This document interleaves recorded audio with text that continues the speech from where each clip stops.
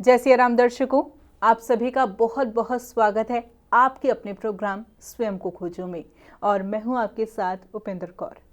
दर्शकों, कार्यक्रम की पिछली श्रृंखला में हमने यह जाना कि उस कुएं का नाम भरतकूप कैसे रखा, और साथ ही साथ इस कार्यक्रम के माध्यम से हम आगे आने वाले प्रसंगों के बारे में तो चर्चा करेंगे ही, साथ ही आपको यह भी बताएंगे कि भरत जी को प्रभु श्री राम जी की चरण पादुकाएं क्यों दी गई, कैसे दी गई, क्या कुछ विशेष प्रसंग उस दौरान रहा, इस बारे में समस्त चर्चा होगी। तो कार्यक्रम बहुत ही ध्यानपूर्वक देखिएगा।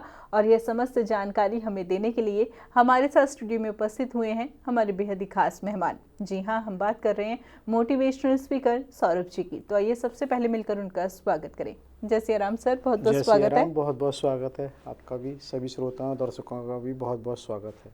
सर, जैसे कि पिछले प्रोग्राम में आपने बहुत ही विशेष जानकारी से हमें अवगत कराया, और साथ ही साथ आपने हमें यह भी बताया कि उस कुएं का नाम जो है भरतकूप कैसे रखा गया। और ऐसे में कार्यक्रम की पिछली श्रृंखला में हमने दर्शकों से वादा किया था कि आज इस कार्यक्रम के माध्यम से हम उन्हें बताएंगे कि भरत जी को प्रभु श्री राम जी की चरण पादुकाएं कैसे मिली, क्यों उन्हें दी गई, और साथ ही साथ इसके अलावा कुछ विशेष प्रसंगों के बारे में भी जानना चाहेंगे कि जब उस कुएं का नाम भरतकूप रखा गया तो उसके बाद क्या कुछ हुआ। जी, जैसा कि हमने कहा था पिछले उसमें कि जो अभिषेक के लिए तीर्थ स्थलों का जल लाया गया था, तो महर्षि अत्रि जी के आज्ञा अनुसार उस जल को जो बराबर में पास में पर्वत के पास में जो कुआं था उसमें रख दिया गया। तो उस जल को वहाँ रखा गया तो ये कहा गया कि ये बहुत ही आदि स्थल है, लेकिन समय के साथ लोप हो गया था, क्योंकि वो स्थल तो बहुत पहले से था, लेकिन अब इतने तीर्थों का विशेष जल होने की वजह से वो उसकी दिव्यता और भी अधिक बढ़ गई। और उन्होंने ये भी कहा कि जो चीज़ अब दुर्गम थी वो सुगम हो गई। अर्थात क्या है कि जो इससे हम ऐसे जोड़ते हैं कि जो जल से वो भरतकूप है, अब जैसे ही हम भरतकूप यदि नाम लेते हैं तो सारा घटनाक्रम स्वतः ही अपना प्रचार प्रसार में एक ध्यान में और उसमें आता है कि क्या क्या कैसे इसका नाम भरतकूप इसलिए पड़ा है। और यहाँ ये बात और भी ध्यान देने की कि देखिए कि जो घटना त्रेता युग में हुई और उसको हम आज भी हैं, क्योंकि त्रेता युग की ना ये उस समय की 2-3 घटनाएं हम बहुत अच्छे से आज भी देख सकते हैं। हमने जैसे कि पहले भी चर्चा की थी, ब्रज में जो गिरिराज बाबा हैं, जो गिरिराज पर्वत हैं, वो भी उसी घटना से जुड़े हुए हैं, और वर्तमान में जो भरतकूप हैं वो भी उसी समय का जुड़ा हुआ। फिर उसके अलावा जो इतनी भी भारत, बांग्लादेश, नेपाल, पाकिस्तान में शक्तिपीठ हैं, वो सब भी सती मोह से जुड़ी हुई घटना है। तो यहाँ ये इसलिए बताने का आशय है कि कोई भी चीज़ कहीं भी कभी भी अचानक नहीं घटती है। वो घटना तो त्रेता युग में हुई राम बन की, लेकिन उसके प्रभावित हम आज भी हो रहे हैं उन शक्तिपीठों से। उनसे आज भी हम बराबर कहीं ना कहीं ऊर्जा के स्रोत को लेते हैं। तो इसी तरह से ये जो बात हुई थी, इसका नाम भरतकूप रखा गया, और ये कहा गया कि जो भी इसका स्नान नित्य करेगा वो मन क्रम वचन से निर्मल हो जाएगा। क्योंकि यहाँ निर्मल इसलिए कहा गया कि मन क्रम वचन से प्राय ऐसा हो नहीं पाता, कि कई बार हम शब्दों में तो बहुत अच्छी बातें कर लेते हैं लेकिन हमारे कर्म में नहीं होती। तो इसलिए उन्होंने कहा है कि मन क्रम वचन से निर्मल। और निर्मल का जो आशय है ना, वो मुझे लगता है कहीं ना कहीं ये है कि जहाँ मल ना हो तो वो अर्थात नकारात्मकता ना हो। क्योंकि अभी हम क्या करते हैं, किसी भी चीज़ को सबसे पहले नकारात्मक कहीं ना कहीं आता है हमारे मन में। जैसे अभी किसी वजह से हमने किसी को फ़ोन मिलाया और फ़ोन हमारा मान लो नहीं उठा, हाँ जी, तो हम छूटते ये कहते फ़ोन नहीं उठाया। बिल्कुल, हम ये नहीं सोचते फ़ोन नहीं उठा, वो कहीं रास्ते में हो सकते हैं, कहीं फ़ोन अलग हो सकता है। तो ये हमें किसी भी घटना को कैसे लेना है। बिल्कुल। और सर, एक बात इसमें यह भी आती है, जैसे कोई हमारा परिजन जो है फोन नहीं उठाता तो एकदम से नेगेटिव थॉट भी आता है कि कुछ हो तो नहीं गया या कुछ अनहोनी तो नहीं क्यों हो गई। आता है? क्योंकि कहीं ना कहीं पहले से ही हमारे मन में कुछ नकारात्मक है।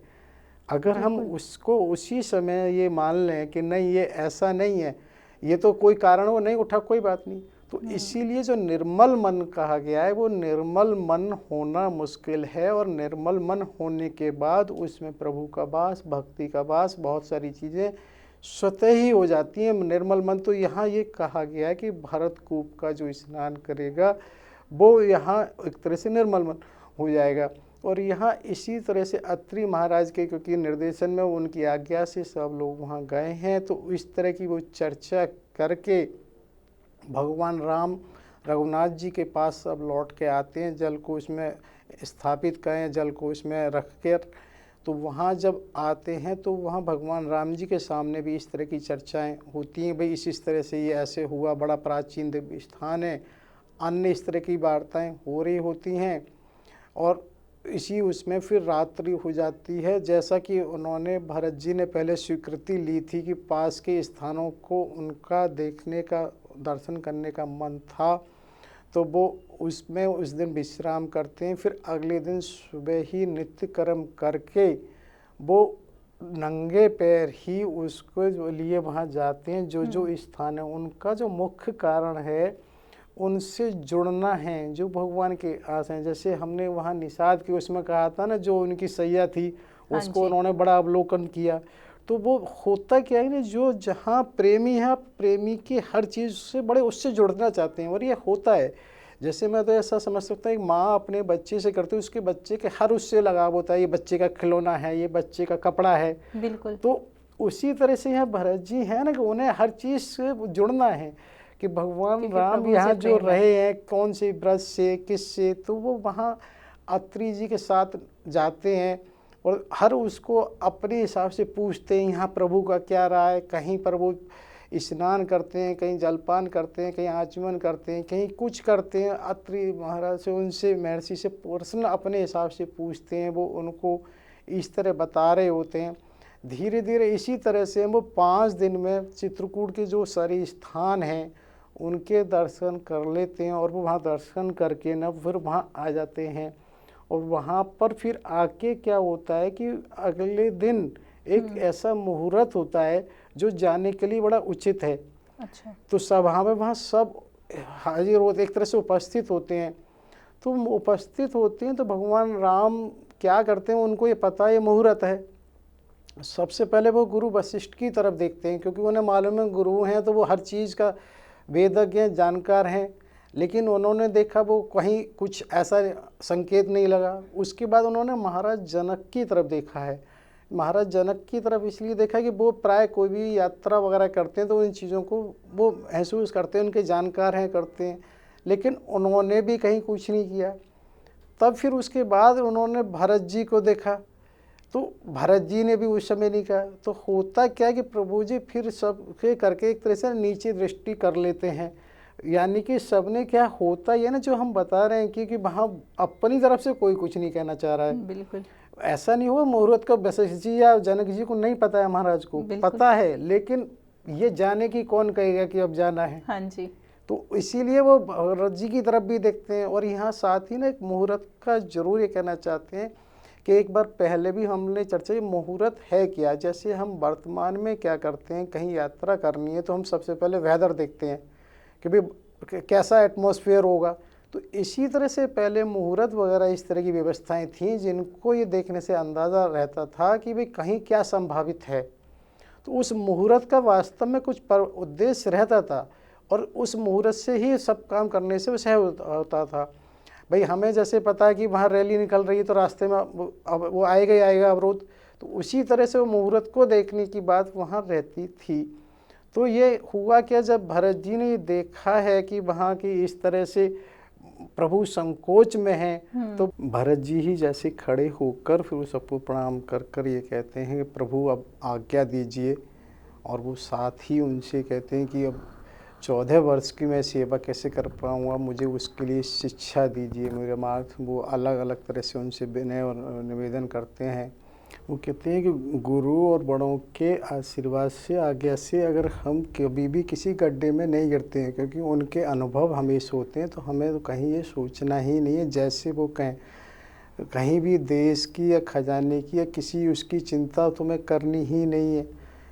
तो फिर भी उन्हें लगता है कि चलो कुछ नहीं। तो वो एक बात कहती हैं, एक वहाँ पर मानस जी में दोहा आता है 315 नंबर अयोध्या कांड का, मुखिया मुख सब चाहिए खान पान कहूँ एक, यानी कि उनका ये कि देखिए कि वहाँ मानस जी में बाबा तुलसीदास जी कितनी शरीर की एनाटोमी और संरचना को भी समझते हैं कि हम जो भी कुछ पूरे शरीर के जिस अंग की जो भी आवश्यकता होती है, भोजन केवल हम मुख से करते हैं और उस अंग को वो चीज़ प्राप्ति हो जाती है। तो वो उसी तरह से ये कहना चाहते हैं कि जहाँ जिसकी जो आवश्यकता हो वो उसको मिल जानी चाहिए।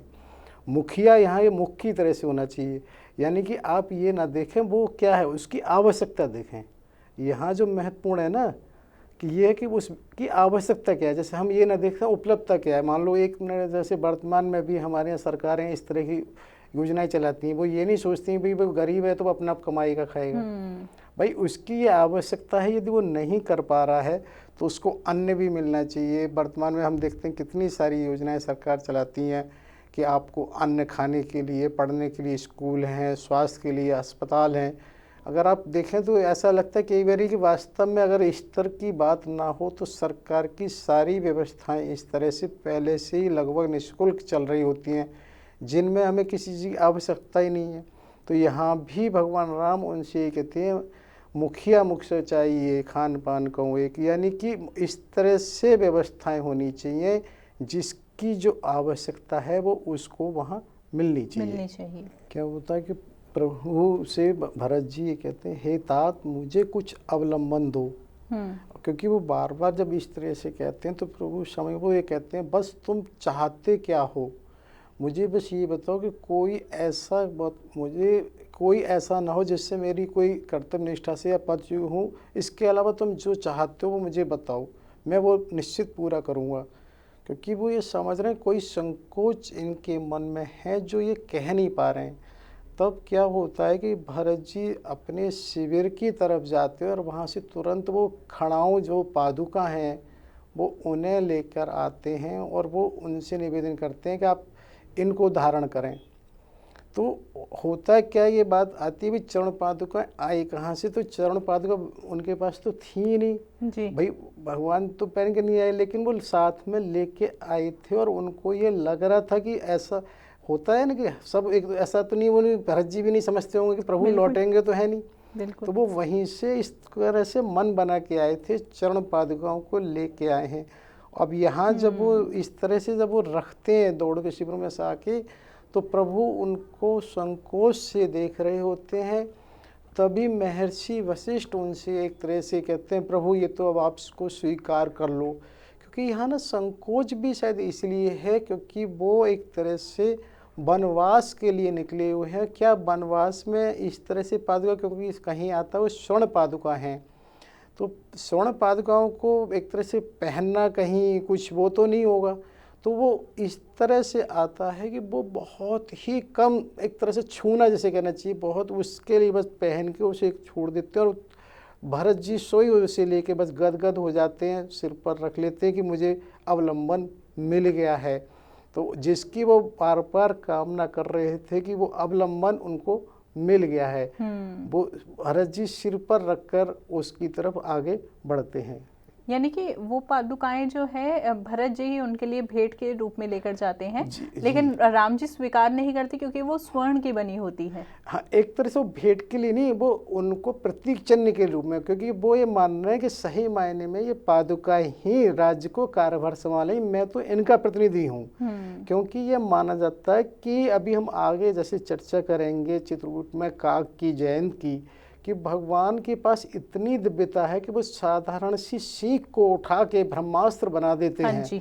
जब वो ब्रह्मास्त्र साधारण सीख का बना सकते हैं तो इसके लिए भी कुछ कर सकते हैं। तो उनकी ऐसी अपनी भावना होती है कि इनके जो द्वारा जो स्पर्श की हुई पादुका हैं वो अपने आप में इतनी दिव्य होंगी कि मुझे तो कुछ करने में, तो इनका प्रतिनिधि बनूंगा। बिल्कुल। पादुकाएं मिलने की वजह से फिर एक तरह से विदाई होती है, सब लोग एक एक करके मिलना शुरू करते हैं। यहाँ पर इस तरह से आता है कि शत्रुघ्न भरत भी मिले हैं, भगवान से मिले हैं, फिर लक्ष्मण जी माता जानकी जी से, एक तरह से फिर महाराज जनक से, सब ऋषि मुनियों से अलग अलग मिले हैं। लेकिन यहाँ एक जो बहुत महत्वपूर्ण है वो ये है कि माता कैकेयी से जब वो अंत में मिलते हैं तो माता कैकेयी से इस बात होती है, वो कहते हैं कि मैं तुम्हारी दोषी हूँ। तो वो कहते हैं नहीं माँ, ये इस पे मुख्य रूप से उसमें मानस पीयूष जी एक है पुस्तक, उसमें आता है कि वो वहाँ स्पष्ट करते हैं कि नहीं, मेरी ही इच्छा के कारण देवताओं ने तुम्हारे साथ ऐसा किया था और मेरी इच्छा के कारण ही ऐसा हुआ है, इसमें तुम बिल्कुल दोषी नहीं हो। तो ये मानस पीयूष जी में खंड 4 में स्पष्ट ये लिखा हुआ है। तो ये बात इसलिए है कि कई माता को जैसे हम दोषी मानते हैं, वो ये कहते हैं तुम्हारा दोष नहीं है, बल्कि उनको ये समझाते हैं, संकोच उनके मन में ना रहे कि नहीं, तुम लौट के देखना कि तुमको लगेगा तुमने कितना बड़ा काम किया है, कि राम को कितना श्रेयस मिलेगा। तुमने तो अपने जीवन भर का अपयश लेके भी वो सब किया है, और तुम्हारे मन में बिल्कुल संकोच नहीं होना चाहिए तुम्हें। और तुम बिल्कुल तो एक तरह से इनको इस तरह से ना सभी को अच्छे से वो समझा के और सबको विदा करते हैं, और सब वहाँ से फिर विदा होते हैं। विदा होके लौटने में संगम पर जो महर्षि भरद्वाज थे उनसे मिलते हुए, फिर वो निषाद राज के वहाँ सेवा लेते हुए, तब वो फिर वहाँ पर अयोध्या वापस लौटते हैं। वहाँ से जब लौटते हैं, जैसा कि हम कह रहे थे कि वो वहाँ श्रृंगवेरपुर भी रुके हैं, तो होता क्या है कि महाराज जनक भी साथ इसलिए आते हैं। वैसे उनको मार्ग तो वहाँ से सीधा जनकपुर जाना ज़्यादा सुविधाजनक था, लेकिन भरत जी की स्थिति देख के एक तरह से उनके ऊपर जैसा करने से चलो थोड़ा सिंबल मिल जाता है थोड़ा, तो वो अवध आते हैं। और क्योंकि जैसा कि होता है कि भरत जी की एक उनके सेवकों की टीम एक तरह से जो पीछे की व्यवस्था समेटना, जैसे रैली के बाद तंबू डेरे होते हैं, वो वहाँ भी पीछे पीछे आती है। और इधर वो अवध में जब आते हैं तो महाराज जनक और महारानी सुनैना, ऐसा तो हो ही नहीं सकता कि वो उनसे ना मिले पुत्रियों से। हालांकि ये बात आता है कि उन्होंने जो अपना शिविर है वो महर्षि वशिष्ठ के पास बनाया है, क्योंकि ऐसा लिखा है कि उन्होंने किसी का अन्न जल तो ग्रहण करना ही नहीं था, क्योंकि उस समय ये होता था कि पुत्री के यहाँ का अन्न जल ग्रहण नहीं करते थे, तो उन्होंने नहीं करना। हालांकि इसमें मुझे एक बात लगती है और इसका कोई कारण नहीं था। उसका एक कारण ये था कि उसको स्वतः उस व्यवस्था में व्यवस्थित होने दो। बराबर जो हस्तक्षेप होता है तो वो कहीं व्यवस्था में नहीं उसको व्यवस्थित होने देता। जैसे कोई पौधा है तो उस पौधे को जब तक आप उसके हिसाब से नहीं छोड़ोगे, आप प्रति समय उसे देखते हो रहोगे, हस्तक्षेप करोगे, तो क्या वो हो पाएगा? नहीं। अगर कोई बच्चा हॉस्टल में गया, अगर आप लगातार पर डे उसे करें, तो कहीं ना कहीं आज ये परिवारों में होता भी है कि कहीं इस चीज़ की बड़ा हो गया है कि मायके का जब हस्तक्षेप बढ़ जाता है तो उससे कहीं ना कहीं व्यवस्थित होने में असुविधाएं होने लगी हैं। तो पहले मुख्य रूप से शायद इसका यही कारण था कि ना ही होने से, जिससे कि वो व्यवस्था अपने अनुकूल रहें। व्यवस्थित तभी बेटियां ठीक से हो सकती हैं जब उनके हस्तक्षेप कम से कम हो। तो यहाँ उन्होंने पुत्रियों से मिलना तो था ही, और जब वो मिलने गए हैं तो महारानी सुनैना जब वो एकदम उर्मिला से गले मिलती हैं तो उनके अश्रु आ जाते हैं। तो माता उर्मिला उनसे कहती हैं, अरे माता, आप ऐसे क्यों कर रही हो? आप ये देखिए मेरा कितना सौभाग्य है। मतलब यहाँ भी वही स्थिति है, उन्होंने अपने दुख को दुख नहीं माना है, और वो उनको उल्टा ही ढांढस बताती हैं कि ये देखिए ना, मेन तो मुख्य तो दुख हमारी बहन सीता का है, जैसे कहना चाहिए बड़ी का है, अग्रजा का है। वो वहाँ वन में उनके साथ गई हैं, उन्होंने सबके हिस्से का जो दुख है वो अपने साथ ले गई हैं, और वो ये कहती हैं जो आर्यपुत्र हैं वो उनकी सेवा के लिए वहाँ गए हैं, उनके साथ में गए हैं, और मुझे माताओं की सेवा का अवसर प्रदान करके गए हैं।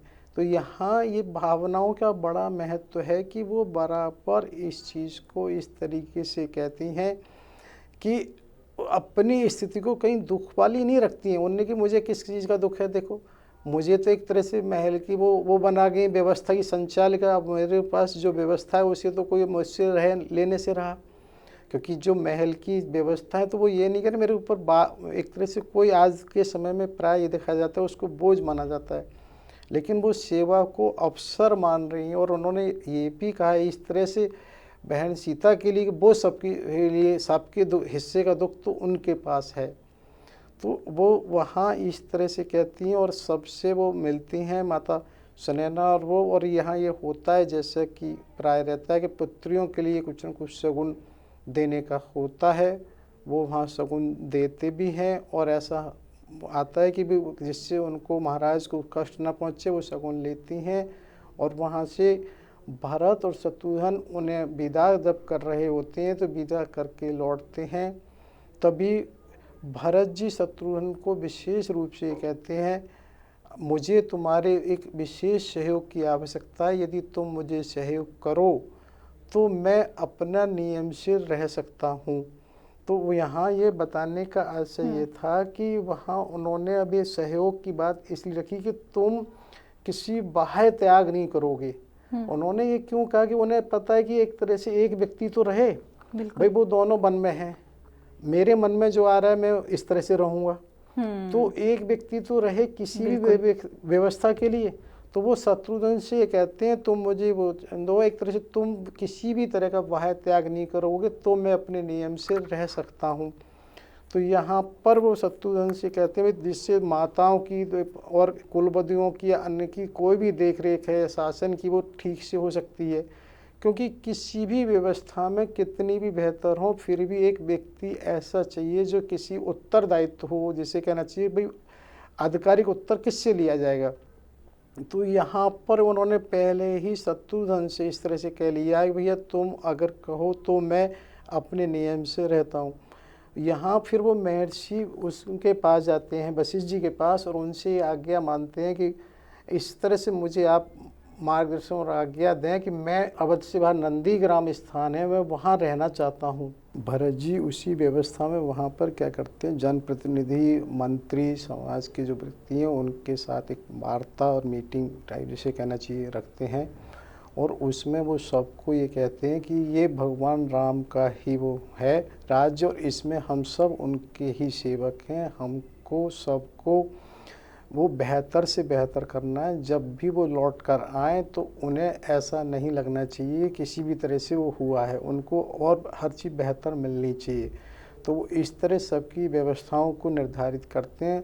लेकिन जो प्रधान मंत्री जिसे कहें कि हमारे वहाँ हैं वो सुमन जी, उनको नहीं कुछ कहते। वो कहते हैं आप तो हमारे लिए पिता तुल्य हैं, आपका जो भी निर्देश और आदेश हमारे लिए होगा, भाइयों के लिए माननीय होगा, उसे तो इस तरह से वो सारी व्यवस्थाएं करके फिर वो महर्षि वशिष्ठ जी से मिलने उनके आश्रम जाते हैं और उनसे ये निवेदन करते हैं कि गुरु मुझे आप इजाज़त दें, क्योंकि ये जो राजमहल और ये सब व्यवस्थाएं मुझे ऐसा लगता है कि मैं इतना दुर्बल और निर्बल हूँ, ये सब भोग मुझे निगल जाएंगे। मैं ऐसा रहना चाहता हूँ जैसे भगवान वन में रह रहे हैं, उसी तरह से सादगी से, तो मुझे तुम्हारी स्वीकृति की आवश्यकता है। तो वहाँ मुझे मार्गदर्शन की कहते हैं। तो वहाँ महर्षि वशिष्ठ कहते हैं भरत तुम जो कुछ करोगे, जो कुछ सोचोगे, जो कुछ कहोगे वही धर्म का सार होगा। क्योंकि वो ये कहते हैं तुम तो धर्म के वो सार में भी ये कहा है ना, जैसे हम कहते हैं दूध में जो घी है एक तरह से वो दूध का सार है। तुम वो बातें धर्म की नहीं, धर्म का भी वो एक तरह से कंक्लूजन होगा, धर्म का भी वो सार होगा। तुम जो कुछ कहोगे करोगे, तो उसमें कोई ऐसी बात ही नहीं है। एक तरह से वो उन्हें वहाँ स्वीकृति देते हैं। गुरु वशिष्ठ जी की आज्ञा लेकर भगवान भरत जी ऐसा करते हैं कि एक शुभ मुहूर्त में नंदीग्राम में उनकी जो पादुका लेके आए भगवान की, उनको वहाँ पर स्थापित करते हैं, और साथ ही उससे और नीचे स्तर पे अपने लिए एक स्थान बनाते हैं, जो वहीं पर वो एक तरह से पूरा समय वहीं रह के उन्होंने उस पूजा कहें उसको कहें उनका किया है। और वो इतना उससे नीचे है कि किसी तरह से ऐसा भी आता है कि उस तरफ उनके चरण ना हो, उस न हो, और पूरी साधना उन्होंने उस समय इस तरह से की है। और उनका जो आहार रहा है वो एक ही रहा है। आहार एक ही क्या होता है कि जो गाय होती हैं ये उसका यवक करके आता है। जैसे गेहूँ अगर उसको जब खिलाए जाते हैं तो गेहूँ खाने के बाद गाय के गोबर में निकलते हैं, तो उनको वो वहाँ से लेके धुलवाने के बाद उनका ही वो आहार करते थे यवक कर। तो उस तरह की उन्होंने इतने समय जो साधना की है, अपना 14 वर्ष एक ही रहा, और उसमें भी उनके बहुत सारे व्रत रहते थे, जैसे एकादशी का है, शिवरात्रि का है, या उसका प्रदोष का है। इसके अलावा भी वो और एक तरह से व्रत रख लेते थे, क्रतु कच्छप कुछ करके, उसका मतलब प्रायश्चित, जैसे मन में कोई विचार आ गया या कुछ आ गया तो वो इस तरह के उसको प्रायश्चित करने के लिए अलग से भी व्रत करते थे। और इस तरह से साधना से वो वहाँ पर नंदीग्राम में रह के 14 वर्ष का उन्होंने समय किया है। और ऐसा भी आता है कि एक अलग से केवल पर्णकुटी का ही एक वहाँ पर हॉल टाइप बनवाया गया। उसकी ये थी भाई, क्योंकि वो है तो राज पे आसीन, तो कभी कोई उनसे मिलने वाला तो आएगा ही, कहीं कोई विषय तो कहाँ चर्चा होगी, लेकिन वो गए तो है ही नहीं। और वहाँ पर वो जो बनवाया है वो भी केवल पर्णकुटी करके आता है, वो बनवाया और वहीं उनका मिलना करना सबसे रहता है। और साथ ही यहाँ अयोध्या की व्यवस्था भी ये करने का है, क्योंकि यहाँ अयोध्या की व्यवस्थाएं और दिन प्रतिदिन इसलिए बेहतर होती जा रही हैं क्योंकि वहाँ सभी लोग इतने संयम और उससे रहते हैं। यहाँ तक भी लिखा हुआ है कि 1 वर्ष के बाद वहाँ पे किसी संतान का ही जन्म नहीं हुआ, क्योंकि सभी लोगों ने इतने नियम और उससे रहे हैं।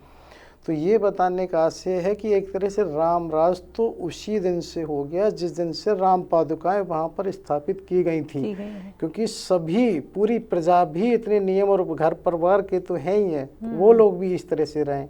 और वहाँ आपस में पता क्या होता है, एक इस तरह का फिर वो हो जाता है, जैसे क्या होता है ना कि हर चीज़ समाज के जितने परिवर्तन होते हैं वो मांग और आपूर्ति के उससे होते हैं, कि किसी चीज़ की मांग बढ़ा के आपूर्ति बढ़ाई जाती है तो किसी चीज़ की आपूर्ति बढ़ा के मांग बढ़ाई जाती है।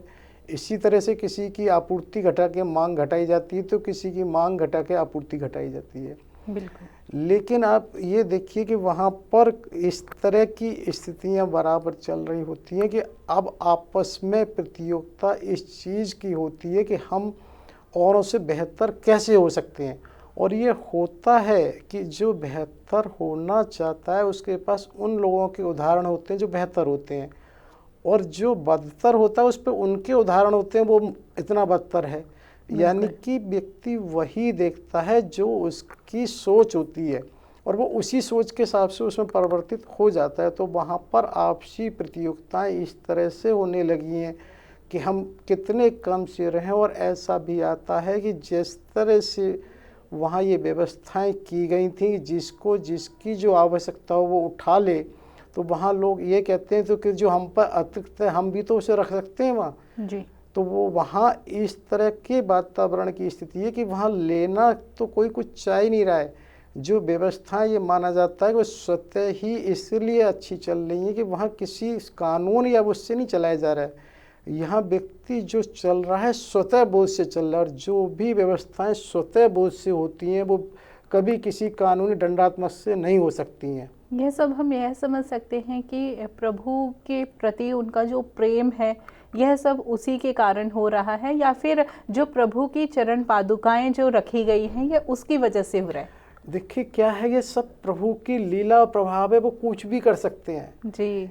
वो हर व्यक्ति के मन में, क्योंकि वहाँ रह के आए हैं तो उसका प्रभाव ऐसा ना हो। ये हमने बहुत पहले भी सन्निधि का वर्णन किया था, जो प्रभु की सन्निधि में हो जाएगा उसके प्रभावित हुए बिना नहीं रहेगा। बिल्कुल सर, आज भी इस कार्यक्रम के माध्यम से बहुत ही विशेष चर्चा चल रही है। हालांकि मन नहीं कर रहा कि इस चर्चा को यहीं पर विराम दिया जाए, लेकिन समय अब हमें और इजाज़त नहीं दे रहा। तो ऐसे में कार्यक्रम की अगली श्रृंखला में मैं आपसे जानना चाहूँगी कि बाकी रानियों के बारे में, जैसे कि मांडवी जी के बारे में, उर्मिला जी के बारे में, श्रुतकीर्ति जी के बारे में, उनके साथ क्या कुछ विशेष प्रसंग रहा, यह विषय में हम आपसे ज़रूर जानेंगे, लेकिन कार्यक्रम की अगली श्रृंखला में। तब तक के लिए आपने अपना कीमती समय दिया, उसके लिए बहुत बहुत धन्यवाद। बहुत बहुत धन्यवाद आपका भी। सभी श्रोताओं दर्शकों को सादर नमन वंदन प्रणाम करता हूँ। साथ ही होने वाली गलतियों के लिए क्षमा याचना चाहता हूँ। जय श्री राम। जय श्री राम।